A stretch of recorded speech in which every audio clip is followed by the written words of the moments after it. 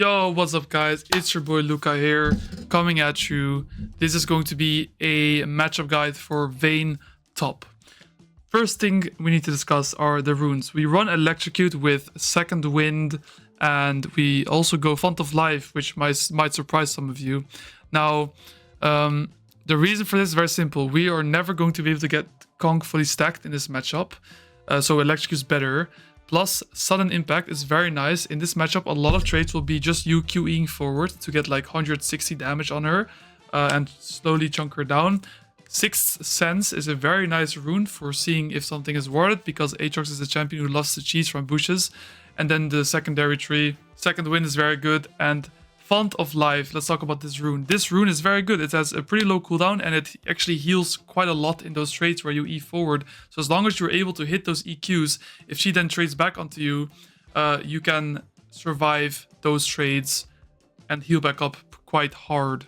D-Shield instead of D-Blade. Now, I used to always go D-Blade in every matchup, but I realized that if the players are good enough, they'll be able to dodge your early game Qs. And even if you do end up queuing them, if they just reset, it didn't really matter that you hit them. So in order for us to not have to drop too much CS, and in order for us to give ourselves more trade windows, I like going D-Shield Second Wind into most ranged matchups nowadays, if not all. Level 1. We are going to be literally walking straight into the second bush the moment the gates drop. The reason for this is we want to spot if she wards that. If she wards this bush, that'll give my jungler an angle to gank after 3 camps if we ping it correctly. A trick a lot of people use in range versus melee matchups is they alter the wave and they walk down to make the wave meet closer to away from the bushes, right? So she's auto-attacking the wave and she wants the wave to meet here, so that if I'm sitting in the bush, I would have to walk all the way here to auto-attack a creep, and then she can harass me. The counterplay to this, however, for me, is to do the same thing. I'm going to auto the wave and then drag the wave to the bush. Now, I made a mistake here. I should have just stood still right outside of the bush until this melee creep attacked this creep, and then I go back into the bush. And obviously she can't auto me if I'm in the bush, right? So I can just stand right next to it, and if she walks up to auto me, I can go into the bush. That's what I should have done. Instead, I just went into the bush, and then this creep, instead of standing still to attack this, it kept going here. And now the wave is going to meet in the middle anyway, but at least I countered this thing here, and it's just like as it is normally. Well, it's a little bit to her side, but not as much. Now, the reason we sit in the bush is very simple. Again, she doesn't want to ward that bush. She doesn't want to, because if she does, she'll get ganked. So I know this, and then I'm just going to be able to dodge all her poke and sustain and harass by sitting in that bush and walking out of it to last hit. If this wave was closer to my side, what I would be doing is understand that if Vayne is slow pushing a wave and I'm not thinning the wave out, she's going to have a bigger wave to then poke me down with under my turret. And then if I'm poked, it's harder for me to play the bounce. So if I want to reverse that and make sure she can't poke me on the turret as much, I have to thin her wave out preemptively before the wave even reaches my turret, preferably. So what I would do is I would go outside of the bush, auto the creep, go back in. Go outside of the bush, auto the creep, go back in, and rinse and repeat. If she wards that bush, I would not do that. I would just sit in the third bush, and I would try to do that from there. But then her ward is down for the bounce or for the first 3 waves gank on wave 2. So that would be my game plan. Sometimes you can even take priority in the midst of this. Now, walking out of the bush, Aatrox's auto attack is Aatrox's Q is the same as a auto attack from most champions. So if you auto a creep, a lot of people's instincts are they're going to auto you. So when they do this, you can then Q them. And that's kind of how you can go about trading. Now, my Font of Life procced here, but I was full HP, so didn't unfortunately get any healing. But that's all fine. She is pushing this wave rather hard here. And I'm in a little bit of a pickle, because if she wards this bush right now, I would have to do the Walk of Shame, and she can just auto me quite a lot. So I'm just kind of hoping that she wouldn't. So I made a mistake there. I should not have sat in that bush for that long. So here I walk at her to try and bait her to Q backwards so that I can then walk away. That's like a little trick you can use against range champs, when, especially Vayne, when you walk at her, she Qs out and then you walk back, and now she can only do 1 extra alter, right? You can see that my second wind is slowly ramping up here. plus my D-shield's healing. If I had D-blade here, I would be in a better spot in terms of all-in, but I would not be able to survive her poke as easily. And I think that you should just go D-shield pretty much in these range matchups because of that. Now we're just catching the wave on her turret. Let's see if I can spot any details here. Yeah, again, once my font of life is up, I'm just going to EQ forward. The timing for me to EQ forward is very specific.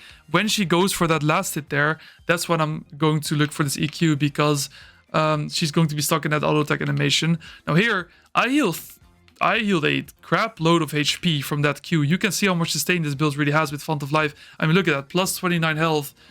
If you stack that up through the entire laning phase, I probably healed like 200 HP with my, and maybe even more than that, like 300 HP in the first couple of minutes. If you combine D-Shield, Potion, Second Wind, my E-Omnivamp healing, and Font of Life. So we're just catching the wave, and Aatrox is really strong against Vayne after level 4. That's where you can look for solo kills. So here, now this is like the crucial moment. We end up thinning the wave a little bit, so it's not too big. That means she can't poke me on under the turret as much. So that's when we look to, whenever she hits me or my tower, I'm going to Q her. So I'm just waiting for her to like really commit to the auto attack, and then I'm going to look for that EQ forward, which is like, again, that's just so much healing. Here, auto-attacking the creeps on the turret. Alright, I don't mind if this wave goes into my tower. Normally, that second wave going into my turret is bad, because it makes the wave meet closer to her side. But I know that both junglers are pathing towards bot lane, and also know that, okay, this me and dying means that I get my level up a lot faster, which is actually good for me in this case. So here, last hitting, and then once I'm level 4, I'll just, well, I'm actually trading before I'm even level 4. This is a very important concept I want to teach you guys. When the wave is on my side, pushing towards my opponent, if we both do nothing, the wave is going to crash into her turret and I'll get a reset.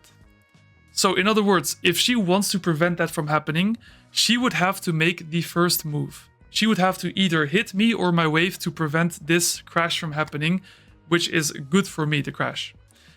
So, knowing that she has to make the first move, I'm going to do something called forward posture or standing my ground, are those terms.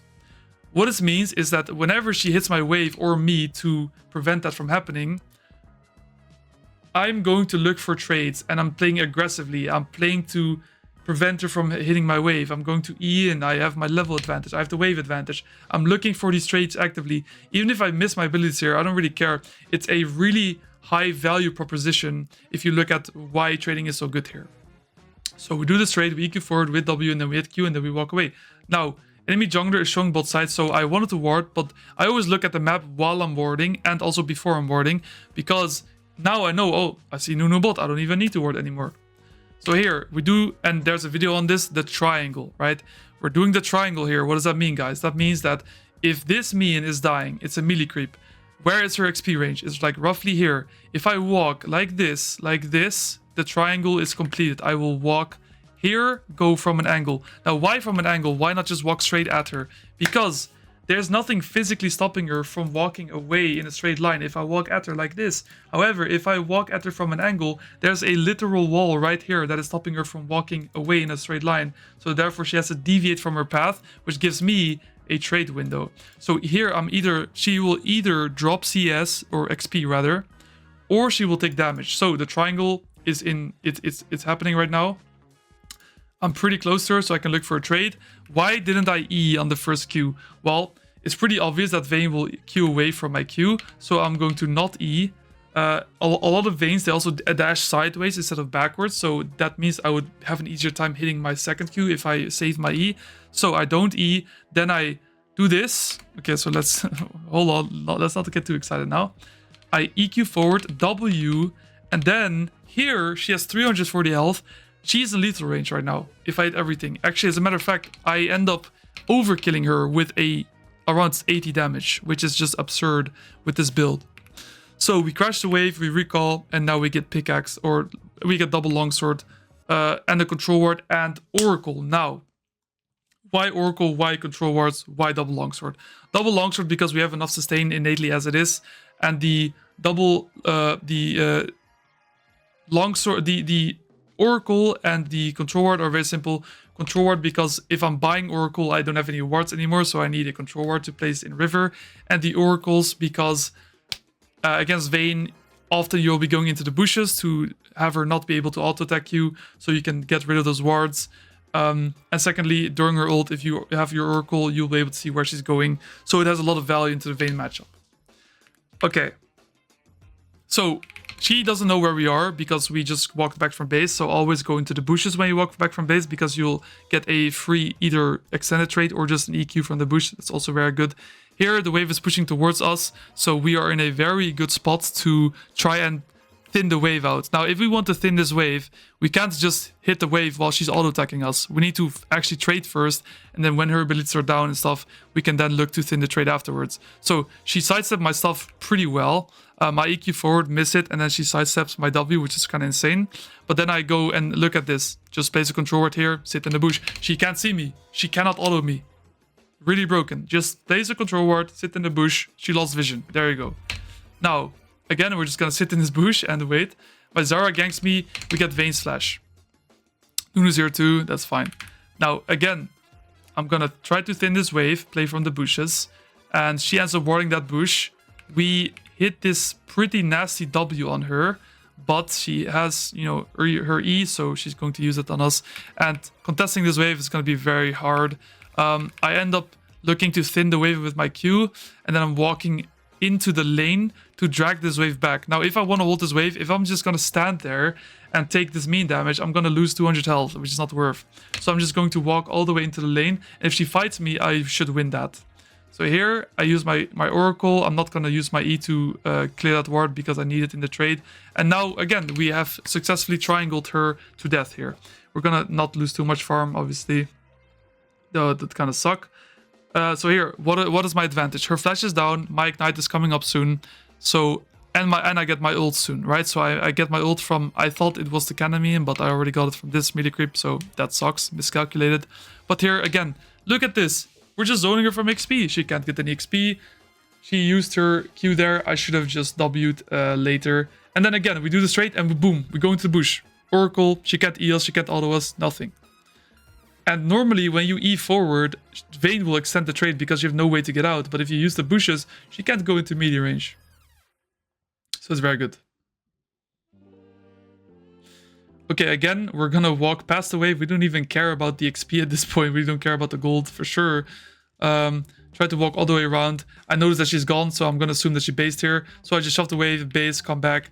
Now our items are Dirk for Kirk and boots.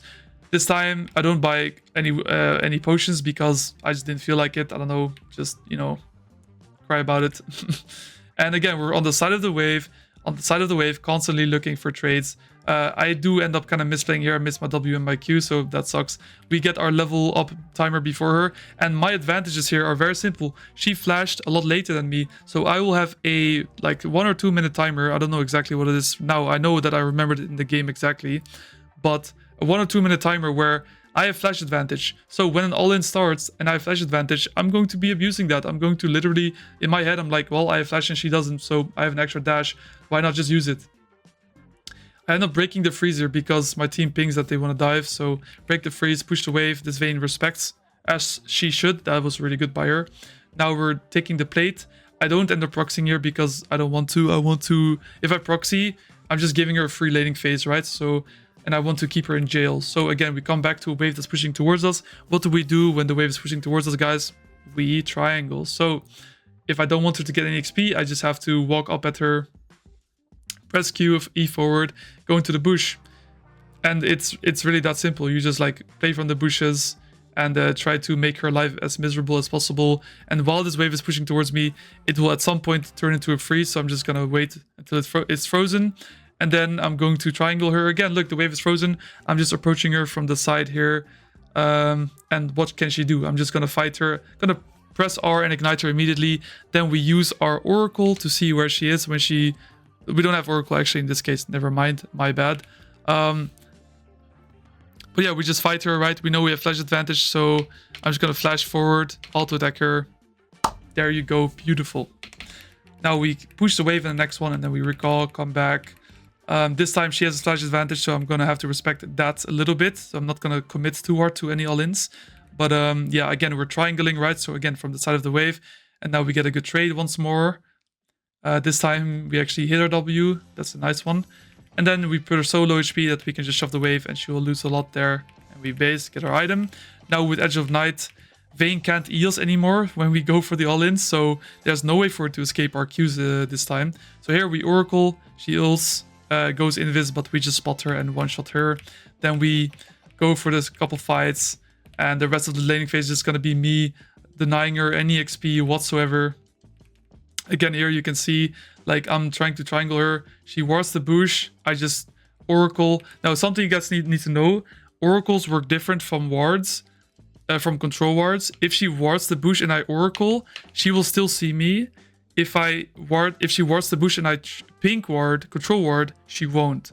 So there's a really big difference, and it's important you guys understand. I don't want you guys to have her ward and you just press Oracle and press S and stand still and just die. No, you need to, when she wards, you need to press Oracle and then you walk away into the other bush, and then you go back into the bush and clear the ward. That's how it's supposed to go. Okay, so she uses exhaust and then Nunu comes and I die. Well, that's unlucky. Should have checked the jungler better. That's my bad. Anyway, we go top lane, we buy Gluttonous Greaves. In this game, they have like 3 AP champions. I don't really need steel caps in this matchup when I'm this fed. When I'm a little bit more behind, probably would go steel cap so I can like survive her damage, but yeah. And then I look for TP plays, and then like that's kind of the end of the laning phase. So I hope you guys learned something when playing as Vayne. This setup is very, very strong. This playstyle is the correct one. Let me know what other matchups you would like to see, and peace out.